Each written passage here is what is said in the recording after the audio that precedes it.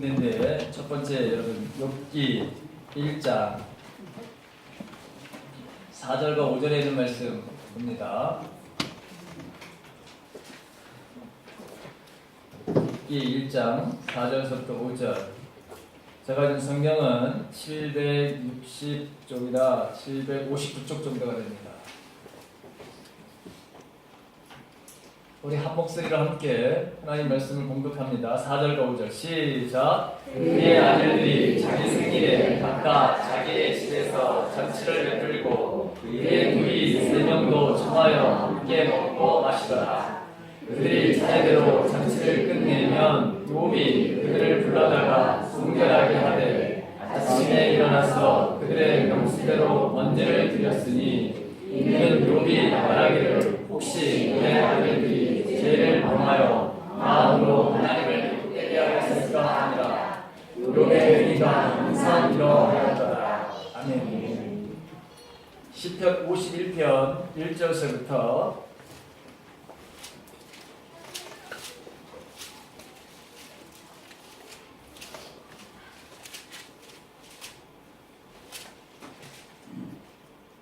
시편 51편 1절서부터 17절까지 이번에는 제가 한 절, 여러분들 한 절 그렇게 교독합니다.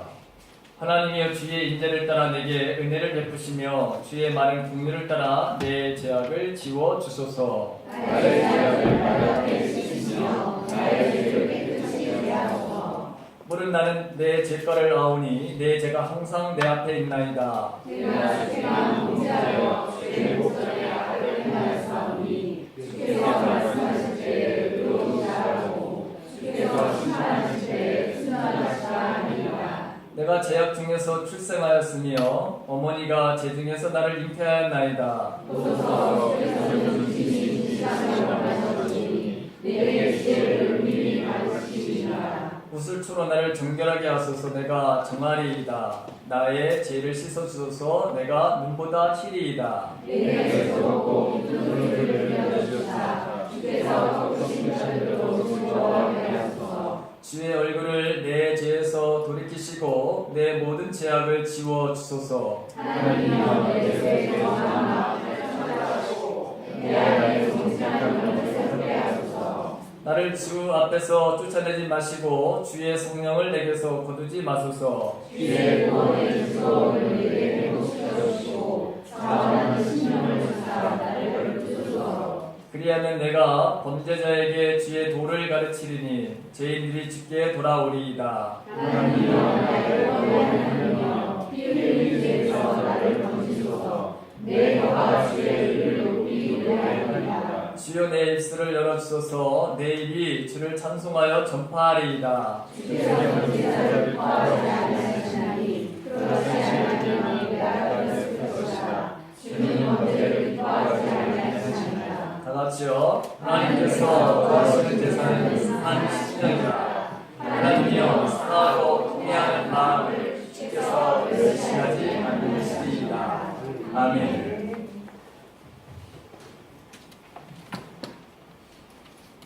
사실 그럼 제가 전도 행사 해피데이 행사를 위해서는 전도에 대한 설교를 해야 되는데 그 주중에 하나님께서 그거보다도 더 중요한 하나님의 말씀을 선포하라. 그래서 오늘 이 본문의 말씀을 정하고 하나님의 말씀을 선포합니다.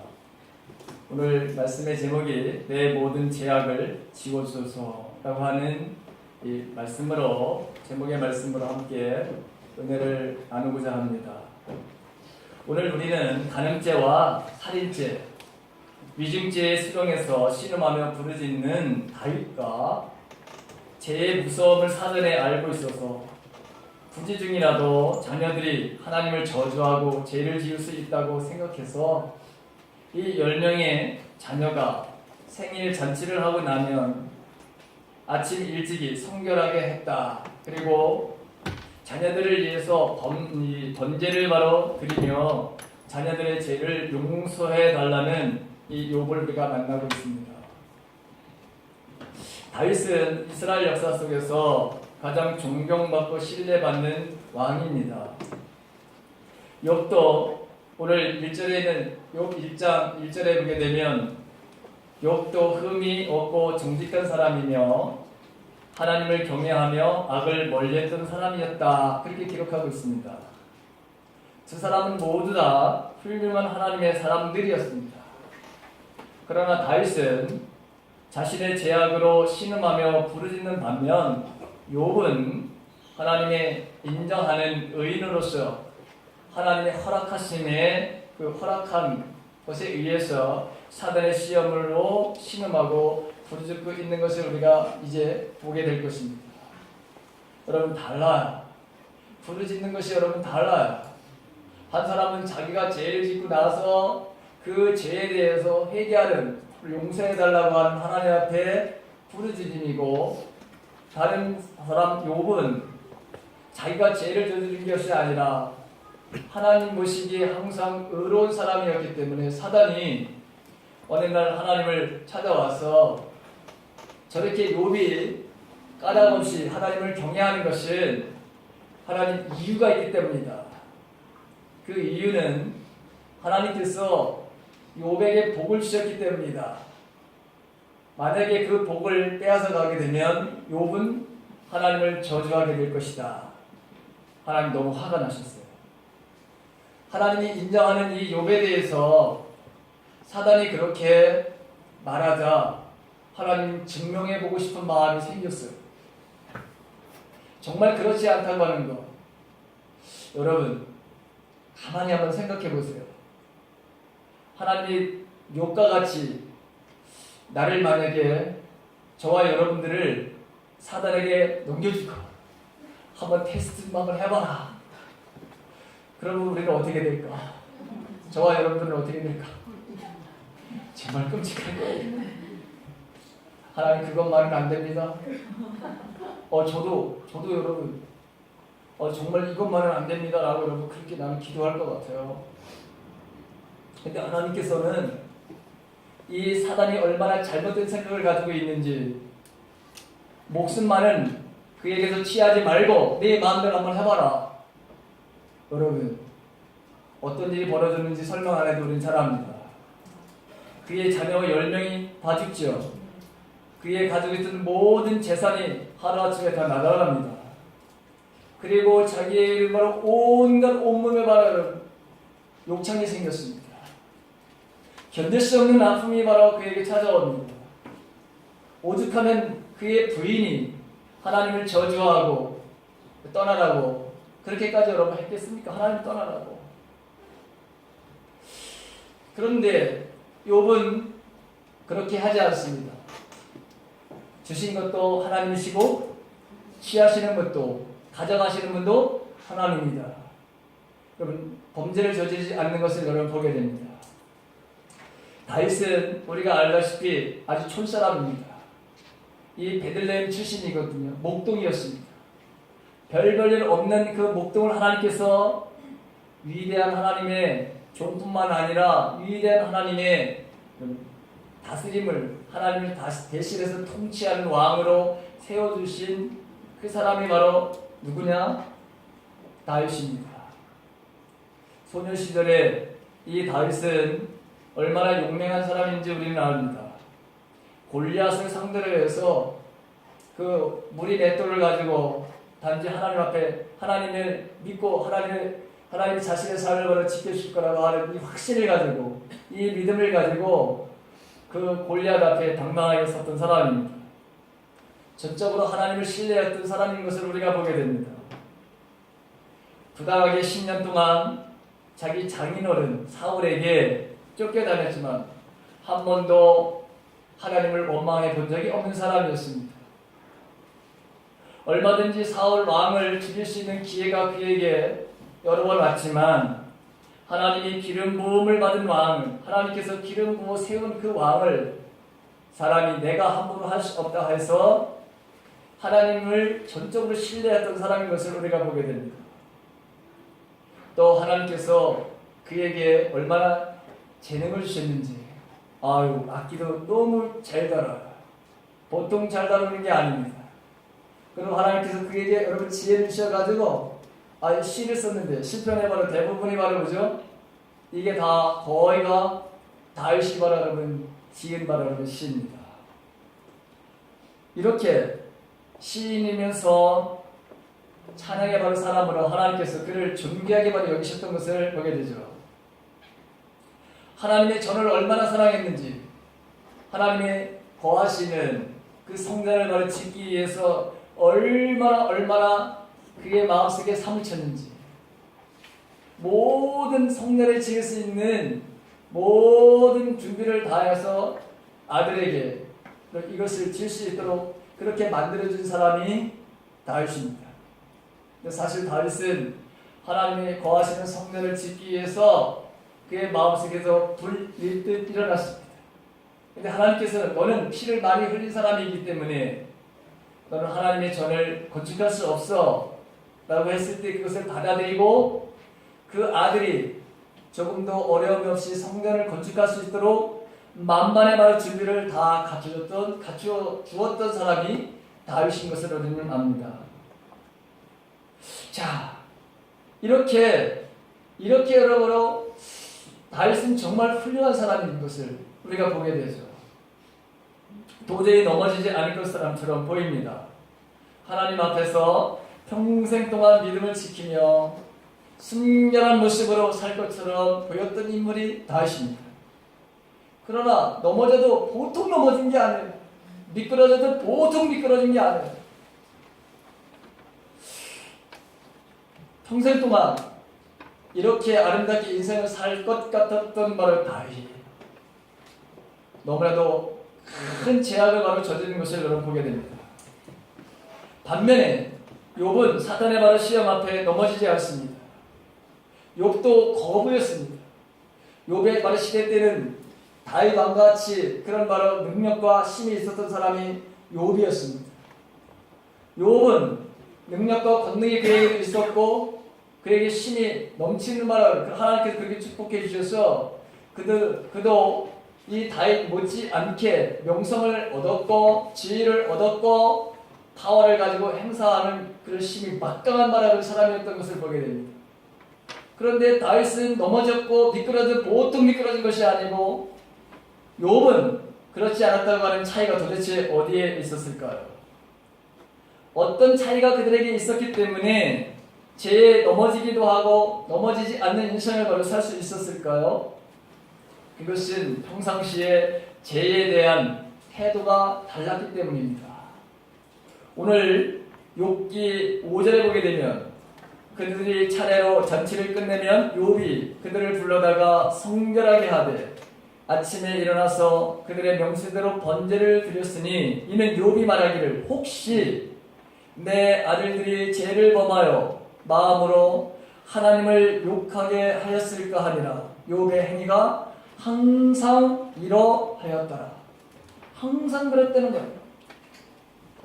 욥은 언제나 죄를 미워했고 죄를 경멸했고 죄를 저주했다고 하는 것입니다. 죄의 권세를 누구보다도 잘 알고 있었기 때문에. 그리고 혹시 여러분 잔치를 하다 보면 사람들이 기분이 좋아질 수밖에 없습니다. 술을 먹게 되고 흥겹게 바로 놀다 보면은 부지중에 하나님의 영광을 가릴 수 있는 행동을 얼마든지 여러분 할 수 있습니다. 여러분들 가운데 술 먹고서 죄를 안 지은 사람하고 손 들어보세요. 술을 여러분 과거에 여러분 안 먹었던 분들 계시지만 과거에 술 엄청나게 드셨던 분 여기 앉아 계시죠. 거의 다인데 내가 보니까 남자들은 거의 다네. 한 사람도 예외가 없는 것 같은데 여기 앉아 계신 분 중에서 여기서 말하는 이 목사도 여러분 술을 엄청나게 먹었던 사람이니까 시골에서 태어나가지고 참 이거 방송 나가지 전국으로 여기서 그만둬야 되겠네. 이거 편집해주세요. 자, 부지중에 죄를 지을 수 있는 것 여러분 얼마나 잘 그가 생각을 하고 인생을 살아가는 줄 알 수 있어요. 그래서 자녀들을 위해서 성결하게 하는 일들을 했다고. 번제를 드리면서 언제나 죄를 경계하며 깨어 있었다고 하는 것입니다. 그러나 다윗은 죄에 대한 말을 하면 경계에 바로 방심을 하고 말았어요. 깨어 있는 것과 깨어 있지 않는 차이가 바로 이렇게 다르다고 하는 것을 우리가 알 수 있습니다. 예수님도 겟세마네 동산에서 제자들에게 마지막 부탁하시는 말씀이 뭐죠? 깨어서 기도하라. 왜 깨어서 기도하라고 하셨죠? 시험에 들지 않기 위해서. 너희들은 육체가 연약해. 인간은 모두가 다 연약해. 마음은 원인인데 육신이 너무 약해서 죄를 저지르는 일에 밥 먹듯이 하고 있어요.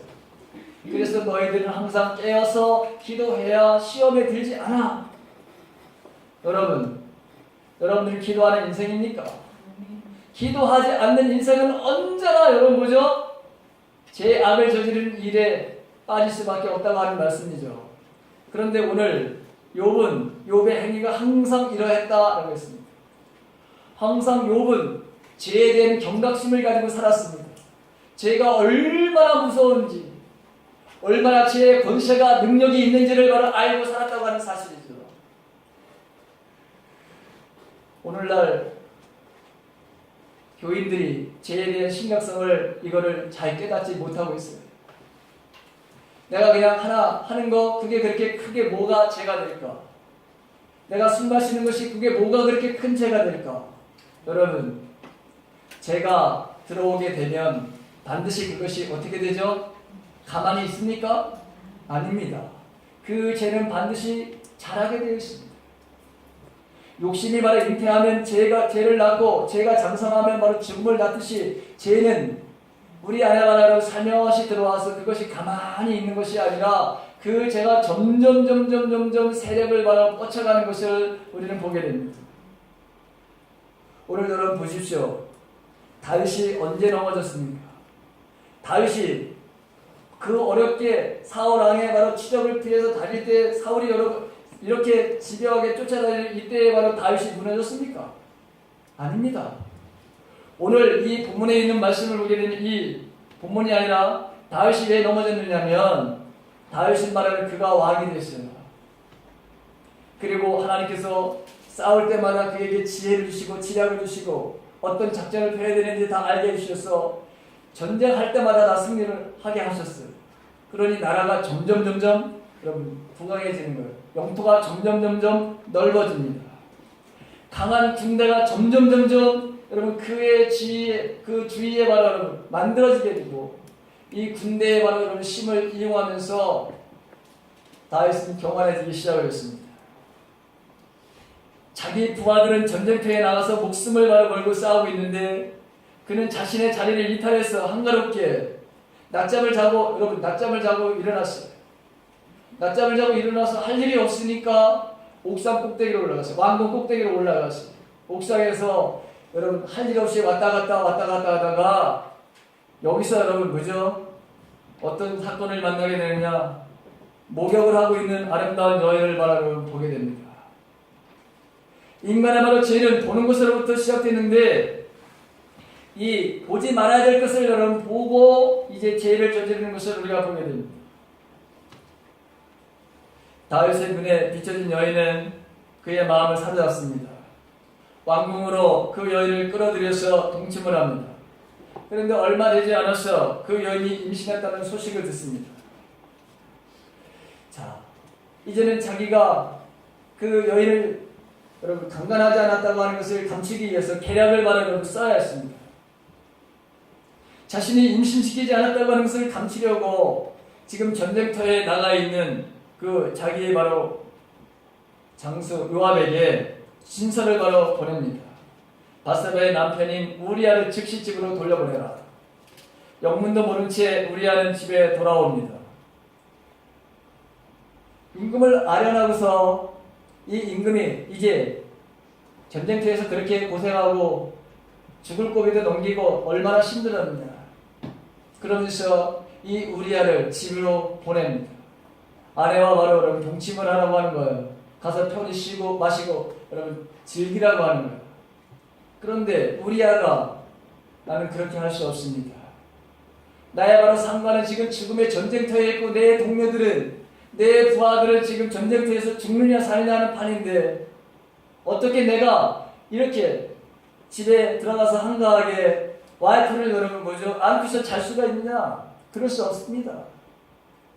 내가 왕 대신 왕이신 바로 다윗 왕을 보고서도 내가 맹세합니다. 나는 그렇게 할 수 없습니다. 그런데 이번에 이 다윗 왕이 또 여러분 불려내요. 그래서 이제는 술을 먹여. 그래서 술 기운에 집에 들어가서 자기 하지만 우리아가 여러분 그렇게 하지 않습니다.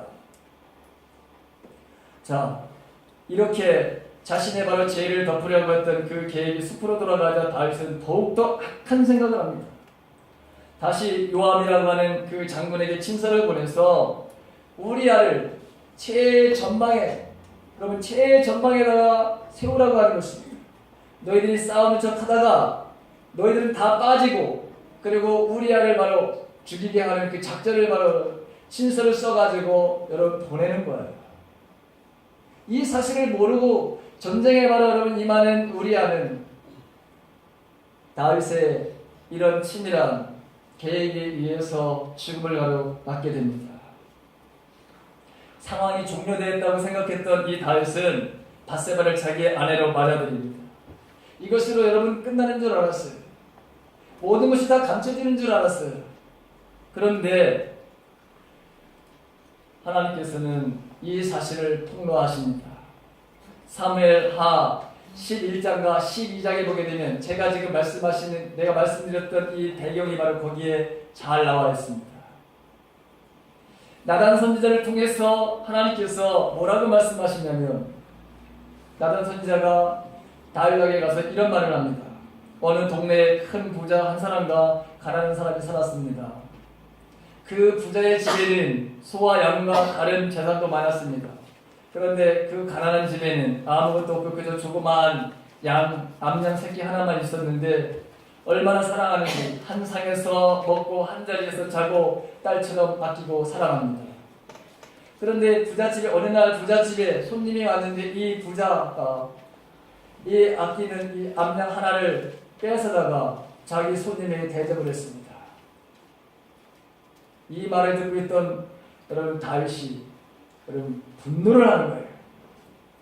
뭐라고 얘기하느냐면, 하나님께서 확실히 살아계심을 두고 맹세하지만 그런 일을 한 사람은 죽어야 마땅하다.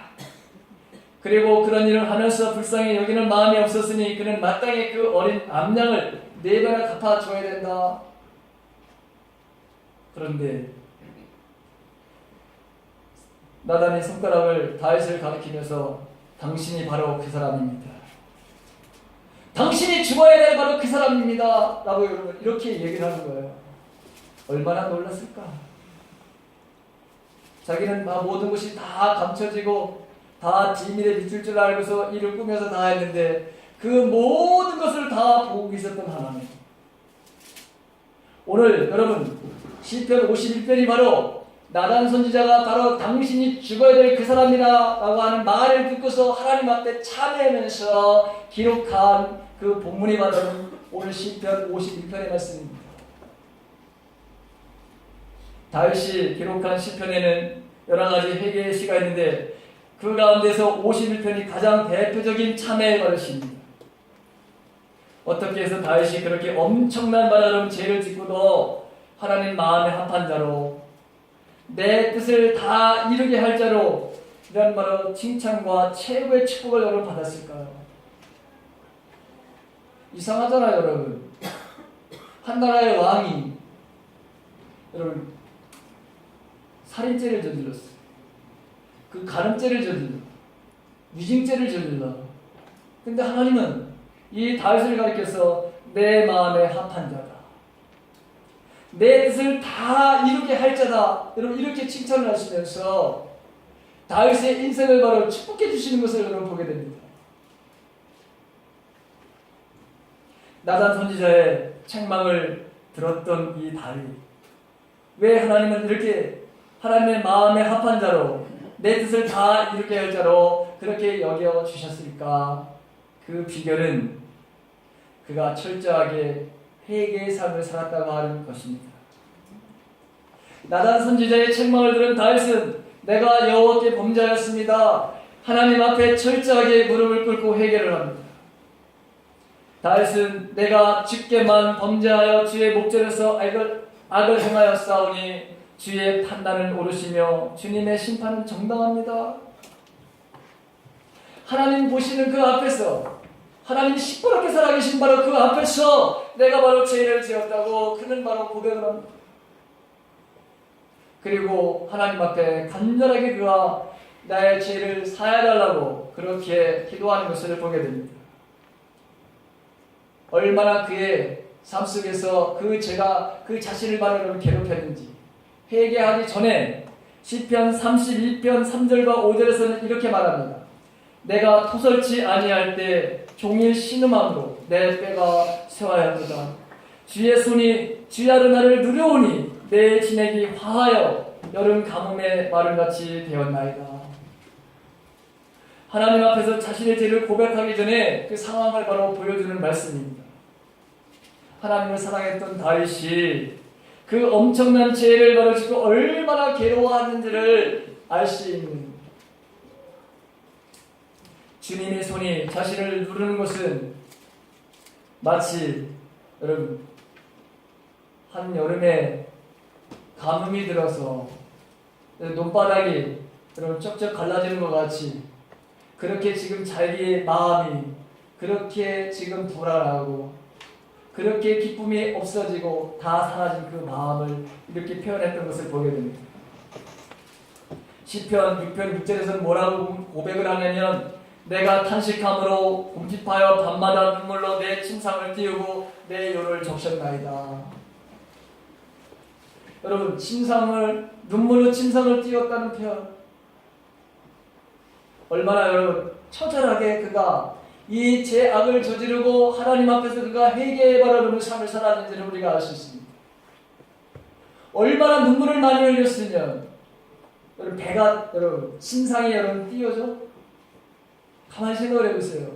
아니 침대가 얼마나 여러분 물이 많았으면 침대가 여러분 붕 떴을까?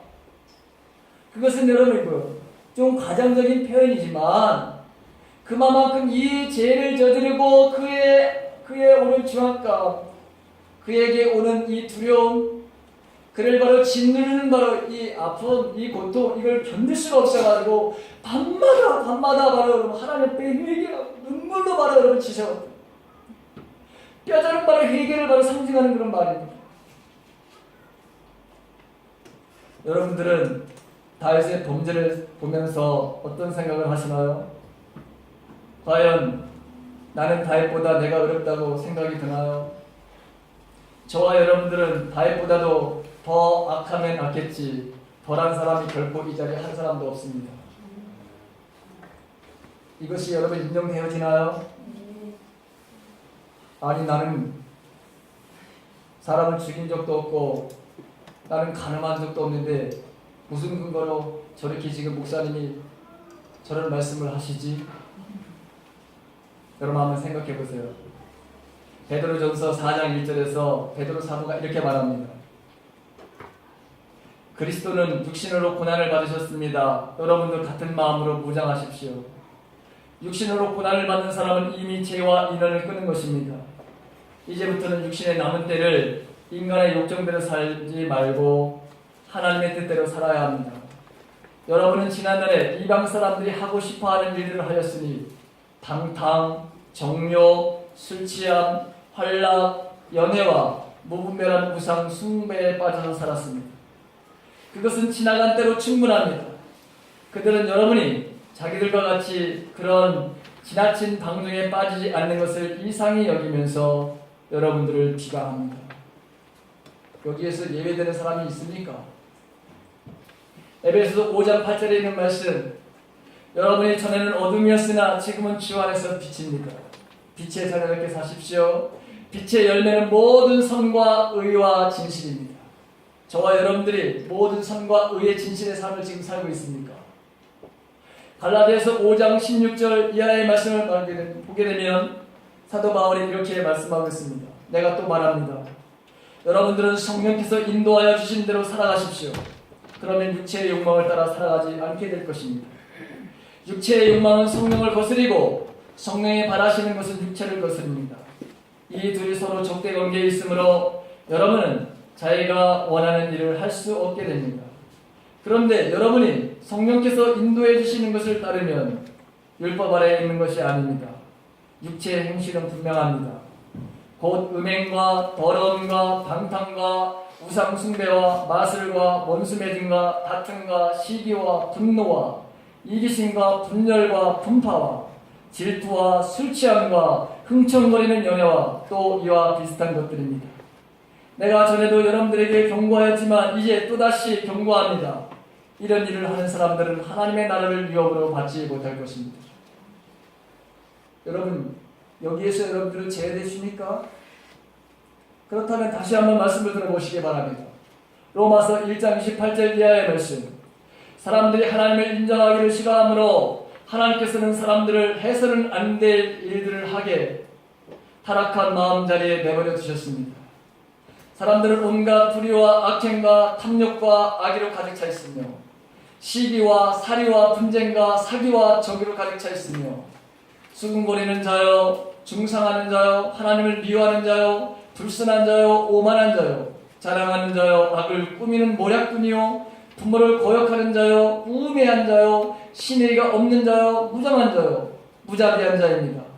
그들은 이와 같은 일을 하는 자들을 죽어야 마땅하다 하나님의 공정한 법들을 알면서 자기들만 이런 일을 하는 것이 아니라 이런 일을 저지르는 사람들을 두둔하기까지 합니다. 여기서 여러분이나 나나 제외되는 것이 있다고 여러분 생각이 드십니까? 여러분이나 저나 지금 다윗이 저지르는 것은 간음죄, 그리고 살인죄, 그리고 위증죄예요. 그런데 우리가 저지르는 것은 다윗은 세 가지만 했지만 여러분, 우리가 하나님의 말씀을 보게 되면 우리는 세 가지가 아니라 10가지도 저지르고 있는데 우리가 다윗보다 낫다고 여러분 여기는 사람들이 이 자리에 있습니까? 이 자리에 한 사람도 다윗을 손가락질할 사람이 아무도 없습니다. 그렇다면 여러분, 내 죄를 지울 수 있는 방법이 도대체 뭘까요? 우리가 이런 말에 여러분 죄를 저지르고 숱한 죄를 저지르고 살아가는데 이 죄를 바로 해결할 수 있는 유일한 방법이 뭐냐는 거예요. 오늘 다윗은 이 방법을 바로 우리들에게 가르쳐주고 있습니다. 1절에 보니까 51편 1절에 보니까 하나님 1절에서 3절에 이렇게 말합니다. 하나님이여 주의 인재를 따라 내게 은혜를 베푸시며 주의 많은 긍휼을 따라 내 죄악을 지옵소서. 나의 죄악을 말갛게 시키시며 나의 죄를 깨끗이 제하소서. 물은 나는 내 죄가를 아오니 내 죄가 항상 내 앞에 있나이다. 하나님은 사랑의 하나님이신 줄을 여러분 믿으시죠? 하나님은 사랑의 하나님이십니다. 아들을 죽음에 넘겨주시기까지 우리를 바로 사랑하셨다고 했습니다. 로마서 5장 8절에 있는 말씀을 보게 되면 우리가 아직 죄인되었을 때 그리스도께서 우리를 위하여 죽으심으로 하나님께서 우리에 대한 자기의 사랑을 확증하셨느니라. 하나님은 사랑의 하나님, 긍휼의 하나님이십니다. 그래서 우리가 이 사랑의 근거에서 하나님의 바로 이 긍휼을 우리가 바로 나아가서 하나님 앞에 우리의 죄를 용서해달라고 기도하는 것입니다. 두 번째, 우리의 죄를 어떻게 지울 수 있을까요? 우리의 죄의 본성을 바로 날마다 우리가 회개하는 삶을 살아야 합니다. 5절에 있는 말씀입니다. 오늘 본문에 보게 된 다윗은 자신이 어쩔 수 없는 죄인임을 고백합니다. 5절에 보니까 다윗은 내가 죄악 중에 출생했으며 모친이 나를 죄악 중에 잉태하였다 이렇게 말하고 있습니다. 3절에서는 죄가 항상 내 앞에 있다고 그렇게 말하고 있습니다. 우리가 근본적으로 죄인임에 대해서 우리가 회개해야 합니다. 내가 죄를 지을 수밖에 없는 연약한 인간임을 바로 언제나 우리는 바로 인정하며 살아야 합니다. 죄가 늘 내 앞에 나의 갈 길을 막고 있음을 인정하고 그 죄의 본성을 우리가 슬퍼하고 괴로워하고 참된 회개가 바로 우리 안에서 날마다 바로 일어나야 합니다. 5절에서 죄악 중에 바로 출생한 자연을 고백하는데 이건 어머니의 죄가 있다는 것을 이야기하려는 것이 아닙니다. 우리는 날마다 주님 앞에서 우리에게 솔직하게 내가 죄인인 것을 드러내면서 그런 하나님 앞에 날마다 우리가 회개하는 삶을 살려 한다면 우리는 우리의 모든 죄를 지울 수가 없습니다. 오늘 우리가 이렇게 죄를 짓는 것도, 숱한 죄를 짓는 것도 다 우리의 바로 안에 있는 죄의 본성으로부터 기인하는 것입니다. 그러므로 지금 지은 죄만 회개하는 것이 아니라 내 안에 자리 잡고 있는 죄의 본성부터 우리가 회개를 하고, 죄의 본성으로부터 우리가 아파하고 괴로워하고 하나님께 우리가 고해야, 이렇게 우리가 근본적으로 죄를 미워하는 사람, 죄와 단절된 사람이 되지 않고서는 아무리 죄를 회개하고 또 회개한다 하더라도 그것은 사과이지 진정한 회개가 안 된다는 사실입니다. 욥이 바로 그런 이 모습을 우리들에게 보여주고 있습니다. 죄를 얼마나 철저하게 미워했는지, 죄는 모양이라도 버리라고 했는데 그 모양을 버리는 삶을 살아갔습니다. 욥이 자신과 자녀들의 죄성을 잘 알고 있었기에 그는 죄와 단절의 삶을 살았던 것을 보게 됩니다. 늘 그랬다는 것입니다. 늘 항상 그랬다고 하는 것입니다. 죄를 얼마나 무서워했는지, 우리가 이러한 마음이 아니면 결코 죄로부터 우리는 자유로울 수가 없습니다. 사도 바울도 로마서 6장에서 오라 나는 공고한 사람이로다, 이 사망의 몸에서 누가 나를 건져내랴, 마음이 원하는데 육신이 약하다, 그도 그렇게 바로 한탄하는 적이 있습니다. 우리는 우리 죄를 짓게 하는 죄의 본성을 끊임없이 날마다 우리는 회개해야 합니다. 하나님의 사랑과 긍휼을 구하며 이 죄의 본성들이 떠나가도록 우리는 정말 날마다 우리가 하나님 앞에 기도하는 삶을 살아야 합니다. 내가 바로 죄인의 개수라고 하는 사도 바울의 바로 고백이 저와 여러분들의 고백이 되지 않고서는 절대로 우리가 죄지은 그 모든 죄로부터 우리는 자유할 수 없다고 하는 사실입니다. 다윗은 하나님 앞에 자신의 무능함을 뼈저리게 깨닫게 됩니다. 10절에서 그가 그렇게 고백합니다. 하나님이여 내 속에 정한 마음을 창조하시고 내 안에 정직한 영을 새롭게 하소서. 하나님 앞에 넘어졌던 이 다윗은 자신의 마음조차 이제는 자기의 마음대로 할 수 없다고 하는 것을 철저하게 깨달은 사람입니다. 정한 마음이란 어떤 마음일까요? 정한 마음이란 의에 대해서 살아있는 마음입니다. 정의, 바른, 옳음에 대해서 살아있는 마음입니다. 정한 마음은 죄에 대해 죽고 의에 대해서 살아있는 마음입니다. 베드로전서 2장 24절에서 친히 나무에 달려 그 몸으로 우리 죄를 담당하셨으니 이는 우리로 죄에 대해 죽고 의에 대해 살게 하려 하심이라. 왜 그리스도께서 죽으셨습니까? 의에 대해서 살게 하시고 죄에 대해서 철저한 죽음의 삶을 살게 하시기 위해서 주님이 십자가에서 달려 돌아가셨다는 것입니다. 죄에 대해서 여러분 죽는 것이 뭘까요?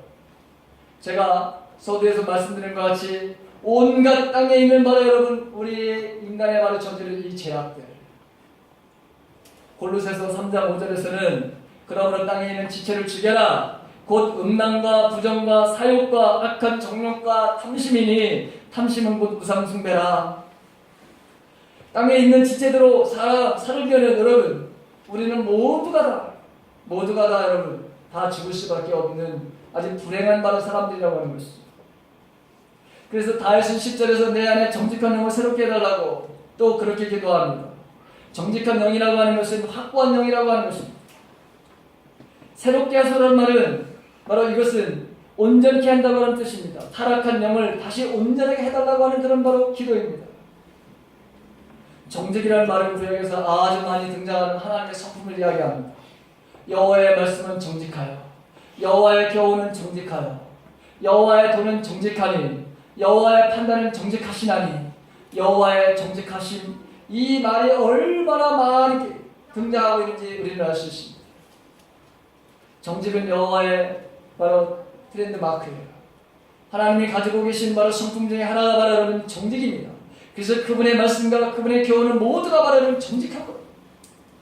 그래서 시편 11편 7절에 보게 되면 여호와는 의로우사 의로운 일을 좋아하시나니 정직한 자는 그의 얼굴을 배우리라, 그렇게 여러분 말씀하고 있는 거예요. 정직한 사람을 하나님은 기뻐하시고 얼굴을 보여주신다는 것입니다. 하나님은 우리의 완벽함을 기대하지 않으시고 우리의 정직함을 원하신다는 거예요.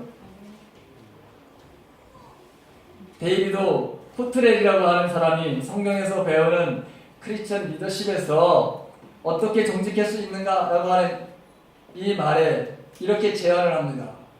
첫째, 약속을 반드시 지켜라. 약속을 반드시 지켜라. 두 번째, 당신이 옳다고 믿는 것을 꺼리낌 없이 말하라. 근데 우리가 옳다고 하는 것들도 하나님 말씀에 비춰서 이게 옳은데도 어떤 때는 아니라고 부인하며 살아가는 사람이 얼마나 많은지 모릅니다. 예수와 너를 제대로 못하며 살아가는 사람들이 세상에 얼마나 많은지 모릅니다. 위협 때문에, 경제적인 손해 때문에, 체면 때문에 분명히 그것이 옳은데도 불구하고 여러분 그것을 감추려고 하는 사람들. 셋째는 항상 공평하라. 네 번째는 당신이 가르치는 대로 살아라. 다섯째는 당신이 하겠다고 말한 것을 행하라. 그렇게 되면 성경에서 배우는 이 크리스천의 리더십을 통해서 정직한 삶을 살 수 있다. 이렇게 여러분 가르쳐주고 있습니다. 자, 오늘 우리는 어떻게 내 죄를 바로 사함, 내 죄를 바로 용서받는 바로 삶을 살 수 있을까? 가장 중요한 것이 바로 그럼 10절과 11절에 있는 말씀입니다. 다윗은 11절에서 이렇게 부르짖고 있습니다. 나를 주 앞에서 쫓아내지 마시고 주의 성령을 내게서 거두지 마옵소서. 성령을 구해야 된다고 하는 말입니다. 자신에게서 성령을 거둬가시면 자기는 하나님 앞에서 아무것도 할 수 없음을 바로 두려워했습니다. 앞으로 어떠한 대로 죄를 저질러서 정죄를 당할지 무서워했던 것입니다. 성령이 없이 여러분 살아가는 것은 불가능한 것입니다. 여러분 그 성령이 바로 사라진다면 우리가 무엇을 잘못하고 있는지 여러분 가르쳐주는 분도 없고, 또 내가 그렇게 살려고 올곧게 살려고 하더라도 내가 바로 여러분 힘이 없어, 능력이 없어. 내 의지가 아무리 강하더라도 성령의 능력과 권능이 임하지 않으면 우리는 절대로 여러분 정직한 삶을 살아갈 수가 없어요. 의로운 삶을 살아갈 수가 없어요. 선한 마음을 내가 가지고 여러분 살아갈 수가 없어요. 그래서 성령을 내게서 거두지 마시옵소서. 그렇게 여러분 간절하게 기도하고 있는 것을 보게 됩니다. 만약에 여러분 성도가 범죄를 하였다 하더라도 하나님의 성령의 다스리심과 통치와 지배를 다시 받게 되면 우리는 바로 반드시 살아가게 되는 줄을 믿습니다. 그러므로 우리는 내 마음을 잘 다스리고 깨끗한 심령으로 성령의 임재를 위해서 때를 따라 돕는 하나님의 보좌 앞에 우리는 날마다 나가야 됩니다. 그리고 마지막, 우리가 내 죄를 용서받으려면 용서의 말씀에 대한 확신을 가져야 된다고 하는 사실입니다. 요한일서 1장 9절에 있는 말씀을 보게 되면, 만일 우리가 우리 죄를 자백하면 저는 미쁘시고 의로우사 우리 죄를 사하시며 모든 불의에서 우리를 깨끗하게 하실 것이다. 그렇게 말씀하고 있습니다. 우리의 죄를 자백하고 회개하면 하나님 반드시 용서해 주십니다. 우리의 주님이 십자가에 달려 처절하게 피 흘리신 이유가 여러분 무엇입니까? 그것은 바로 십자가의 피 흘림을 통해서 우리의 모든 죄악을 도말하시기 위함이었습니다. 아무리 악한 죄라도 주님 앞에 드러내놓고 고백하면 용서를 받습니다. 용서받지 못할 죄는 아무것도 없습니다. 그러나 우리가 고백하지 않고 드러내지 않는 죄는 결코 용서를 받을 수가 없습니다. 어느 날 베드로가 주님 앞에, 주님, 내가 사람들을 7번만 용서해주면 완벽하게 용서를 하는 것입니까? 그렇게 물어봤어요. 그 당시에는 여러분 3번이면 완벽하다고 생각했어요. 근데 베드로는 거기에 더 완벽을 기하고 완전 숫자를 예수님에게 비밀면서 7번 용서해주면은 완전한가요? 그렇게 물어봤는데 예수님은 아니, 7번씩 70번이라도 용서를 해.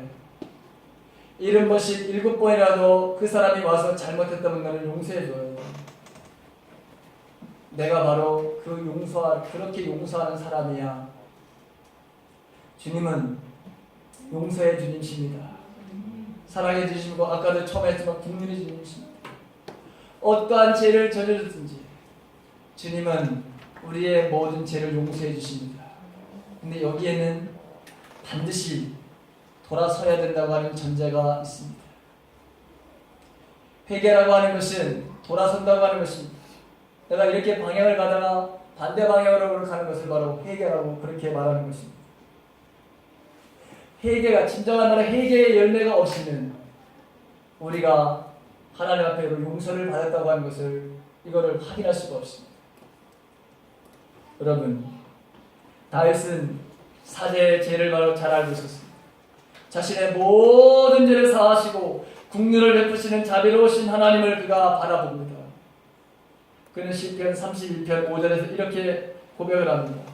내 허물을 여호와께 자복하리라 하고 주께 내 죄를 아뢰고 내 죄악을 숨기지 아니하였더니 곧 주께서 내 죄의 악을 사하셨나이다. 31편 1절에도 이렇게 고백을 합니다. 허물의 사함을 얻고 그의 죄의 가림을 받는 자는 복이 있도다. 여러분, 누가 복 있는 사람입니까? 누가 구원의 기쁨에 받은 삶을 누리면서 살아가는 사람들입니까? 하나님의 이 용서에 대한 확신의 말씀을 믿고 살아가는 사람들입니다. 하나님께서는 이사야 선지자를 통해서도 오라! 우리가 서로 변론하자. 너의 죄가 주홍 같을지라도 눈과 같이 휘어질 것이요 진홍같이 붉을지라도 양털같이 희게 되리라. 그렇게 말씀하고 있습니다. 여러분, 저와 여러분들은 숱하게 죄를 저지르고 인생을 살아갑니다. 그러나 하나님은 어제의 바로 죄도 오늘의 바로 죄도 자복하고 회개하는 그 모든 것들을 다 용서해 주신다는 것입니다. 이제 설교를 마치려고 합니다. 여러분, 저와 여러분들은 죄에 대해서 얼마나 경계를 하며 살아가고 있습니까? 우리 교인들에게 주신 하나님의 말씀